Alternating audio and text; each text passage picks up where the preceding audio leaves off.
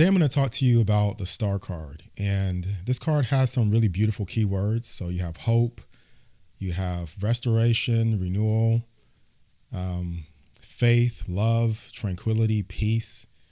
And when you look at the card, I think it doesn't really say those. It's not very obvious that it means those things. So it's a little bit more subtle, I think, than some of the other cards. But if we look deeply at it, which we're going to do here, we can see that those things do come out in its overall message. There's this promise after the Tower. If you haven't watched my video on the Tower card, maybe check that one out and then pick up on this one later. But after the Tower, you're at maybe a low point. So if we look at this card from the 78 Tarot Elemental, we see a person in the fetal position and it looks like they're recovering. And like I said, this card, one of the key words is recovery. So it's about rebuilding after that time. And this could be something that looks different for every person, right?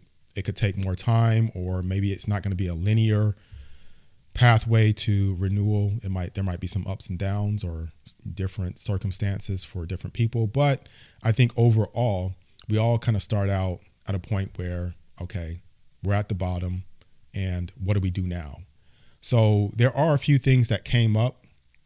First of all, on this card, you also have 8 stars. And that kind of reminded me of working on your physical health, your body, and making sure that you are, taking care of yourself, getting enough sleep, meditating, getting exercise, watching what comes into your body. I think that all those things are important because we come into contact with so much in this physical world that it kind of blocks our energy. And these stars can kind of represent the chakras, so your balanced center in your body. So in this part of the video, I think I'm lumping together the 7th and 8th chakras. So they are 2 different chakras and they do have different functions, but I did want to clarify that before we move forward. And I think that sometimes that part of ourselves can be out of balance, especially the crown chakra. If we see on this card right here from the Lily Black Tarot, there's the crown right there at the top, or some people call it the soul chakra. You might hear it as different names. I'm not really sure, but it's the one up there at the top. And I think that one, because of some of the things that we come into contact with, chemicals, things in the air, low vibrational sounds and noises, all these kinds of things can affect that area. I also see it here on the Sacred She Tarot. And I think that area can be very sensitive to all of that. And we have to take some time to renew that, to repair that. So the next step would be to take that step. So we have the Tarot of the Holy Spectrum here, where there's this person on a beach. And they're laying there on that beach, and you can see that they're dipping a cup into the water. And that's significant because we have to remember that we are connected to a divine source, and that divine source is within us. And so once we understand that, then we can reach out towards it and we can receive a lot of hope from that, true hope, right? There's a difference between true hope and that false hopium that we might run into. And I call it hopium because it comes at a time where we might be at this point, right? This point from the 78 Tarot Elemental where you are desperate, you are feeling low. And at this point, there are things that can take advantage, things like cults, things like fake gurus, and people that want to take your energy and your resources. They see you as a target at this state. But I think what the Star card tries to teach us is that there's a process and a way to empower yourself so that you can discern between all of these things and you can actually see true hope versus things that are false hope. And I think it's an important distinction that we need to learn to make. And these are the steps to take. So as you reach to your inner self, your true will, you'll be able to discern that. And then that part of ourselves will also reach back to us because it's always there. This card from the Everyday Enchantment Tarot is really beautiful because it also has that person at that low state, that tower moment, right after everything's said and done. And there's a lot of destruction and things going on. And they're reaching out, and there's a girl there that's reaching out towards this person. And there is that help that's there, but that help is from you.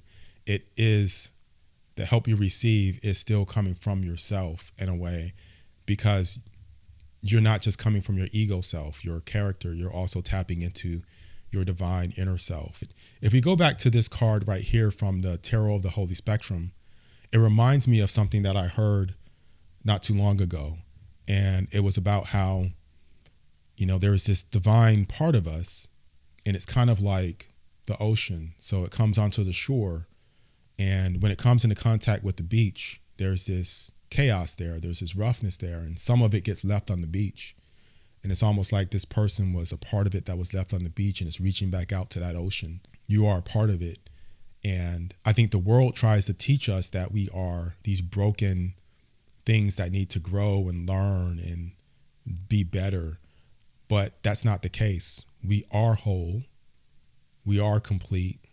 We already know. We just have forgotten. So this leads me to the next card here, which is from the Mind's Eye Tarot. Every man and every woman is a star. And you'll recognize that as you reach inward. And I love how there's a person here embracing that star. It's like embracing your true self and finding your true self. And as we go back and look at that progression, I think it's a beautiful thing to look at. So let's just go back through it, because we have, this low point of recovery, renewal, and then we have person just dipping their cup into the infinite, the world of infinite possibility, and that true self reaching back to embrace us. And finally reaching that point where you understand and that barrier has been lifted. So I really love that transition between all of that and those cards, how that worked out. But I think it's true. I think that's really the case. And if we look at the astrology of this card is Aquarius. And Aquarius it's a sign of renewal, but it's a sign of like bringing something new and unique. Aquarius is kind of a trendsetter and something that sets the tone and brings a fresh perspective.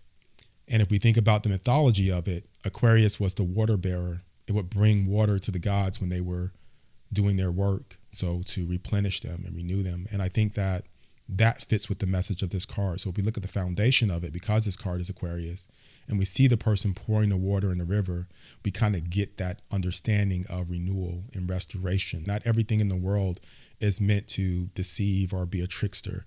I think that there are things that do come from our true will that can be projected in the physical world that can provide help. And so they can be these lighthouses, like for example here on the New Era Elements deck, how you have this lighthouse, and they can be a light in the darkness that can lead us towards the right direction and lead us somewhere that is better and safer.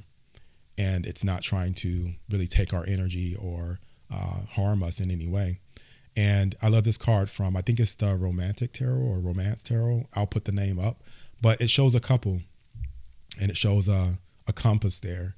And it kind of has that same message of having something else there with you. And so there can be people that come into your life as well that do have your best interest, and you don't have to think of them as someone that might be trying to gain something from you. They may just really want to help. So the next thing here is, because this card is Aquarius, it's also connected to Saturn. So it's Saturn as well. And Saturn is a very foundational type of planet.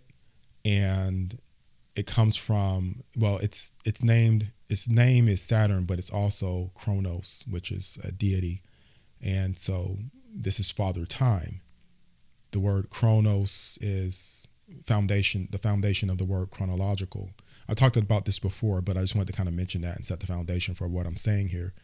So the reason why this is important, because this is a message of restoration within the world of time. We're in time space. Outside of time space, there is help. So if we look at this card from the Earth Magic Tarot, we see that there is this circular barrier, and then there's the earth in the middle, or the physical world in the middle. And then outside of it, you have an hourglass. And so it's kind of like we're encapsulated into time space. And that's where we exist right now. And then on the outside, you have this bird, and it has like a picture of water, and it's dropping water into the time space. And I think that's a beautiful image of how there are things outside of space time and those things provide help. Now, what I mean by things, those things are us. It's like I said before, we are basically a part of that wave or that tide that came in from the ocean that was left behind. And so you can think of that ocean as that picture of water on the outside, reaching back in. And I think that if we continue to think about it that way, we realize that that is still ourselves. We start to remember that.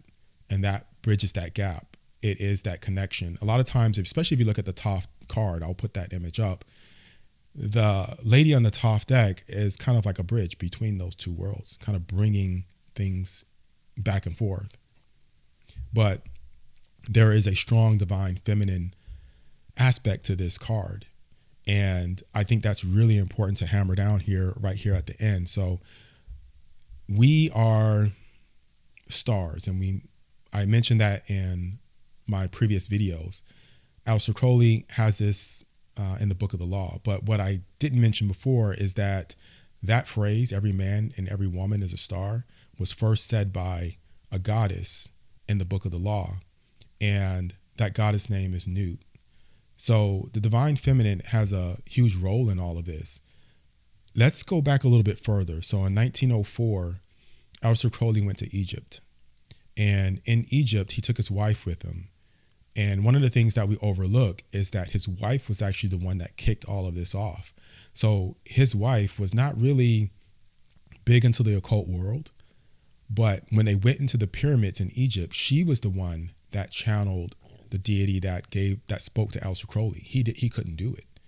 And also, Lady Frida Harris was the one that drew all the images on the Thoth deck. So Crowley was working through this divine feminine. But if we understand what he was doing, he actually did have a huge respect for the divine feminine. In fact, that was the thing that he was trying to really tap into. And he described it in a beautiful way in the Book of the Law. And even in his writings, you'll see that he talks about it in a really interesting way. But anyway, this was the thing that I think sets the Book of the Law apart. Because if we read about this, it's a very beautiful message. So I'm going to read a little bit to you. And when you listen to this message, think of it as you and you trying to reconnect with that ocean of possibilities. So before I read it, there are two things that appear in the Thoth deck. There is Nut, which is that bent over figure. I'll put an image of it up that has all the stars on it. So it's basically saying that you're a part of this being. And then you also have the winged solar disk that appears in the Thoth deck. So it looks like this. And, that little circle is a point of consciousness. You're a point of consciousness that was basically separated from a main source in order to have this experience of separation. And you're still whole, though. That link can never be tethered. I mean, that tether can never be broken. And so in the Book of the Law, that is called Hadith. And Hadith is conversing with Nut in a very beautiful way. But also Sophia is kind of the Gnostic version of Nut. Nut is more of an Egyptian deity, where Sophia is more of a Gnostic version of, I think, the same thing. They have a lot of parallels in a lot of ways. And so, first of all, Aleister Crowley says that the star card is the feminine aspect of the hermit, and it's the light that shines into darkness. And so as we read here, it says, Hadith says, I am the flame that burns in every man and in the core of every star. I am alone. There is no God where I am. So he's basically saying that I am that point of consciousness in every man.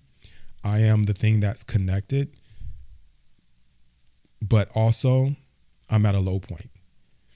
And there's no God where I am. I feel separate. And then Nut says, I am the flame and I devour.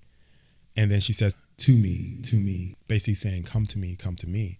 And it reminds me of that person reaching out towards that ocean, or that hand, and then those hands reaching out towards each other on the cards that I showed you previously. So you see, there is a part of us that's reaching out, and we just have to go inward to see that. The ego is going to try to make us focus on the external, but we have to take that time to quiet our mind. Even if it feels like it's not doing anything, it is. When you feel like it's not doing anything, that's the ego telling you that it's a waste of time. And then Sophia says, "Come forth, O children, under the stars, and take your fill of love." If we look at this card again from the Tarot of Earth Magic, we can see that there's a field of stars, and we're under that field of stars. It's surrounding us. We're surrounded by everything. And she's saying that we're within space-time. The children that are within space-time, come to me. I want to move on here, and I want to talk about the element that this card is associated with, which is chlorine. So if you've seen my videos before, you know that I talk about an element from the periodic table. I connect it to a tarot card, and I go in order.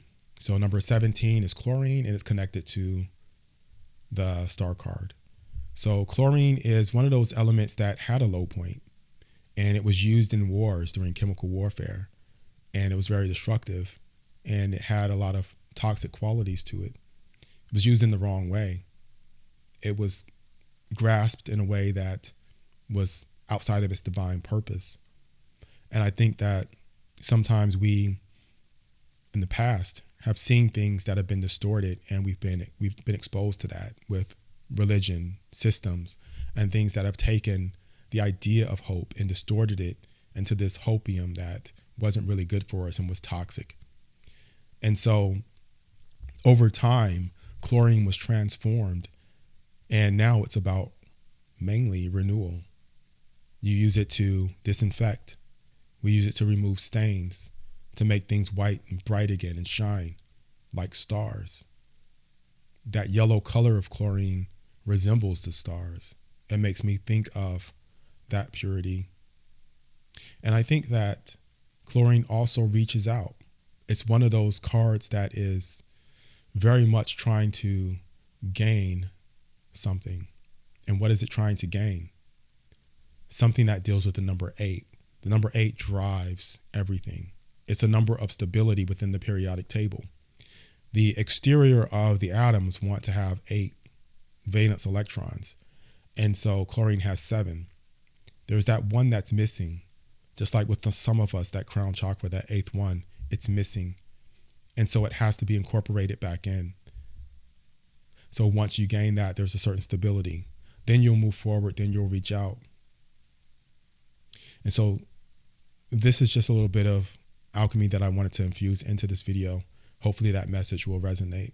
But that just came from my inner core, my true will, in an alchemical way to try to bridge the gap between chlorine and the star card. And so the last thing I want to mention here is from the Tarot in Wonderland. And we have Alice's sister here. And I think that it's important to mention this last, because I think that with a lot of things, they have this element of magic to it. This element of, I think, spirit that sometimes gets suppressed by the external world, because there is true power within that. And the ego will try to diminish that. It'll try to tell you in 1,000 ways that something is not worth it, but it is. And I think that this card is perfect for that, because Alice's sister was in awe of the imagination of Alice at the end. And I think she really hoped that Alice would not lose that sense of fantasy, that sense of being in that magical world, and not for any reason other than to experience it and to have that magic still alive within herself, to never let that go. And then she goes back to sewing or doing whatever she's doing. And it's kind of that difference between the world of magic and fantasy and the world of programming and blocks. And you kind of see those dualities play out in that story. And so I want to leave you with that. And so my name is Will. This is Atypical Tarot. See you guys next time.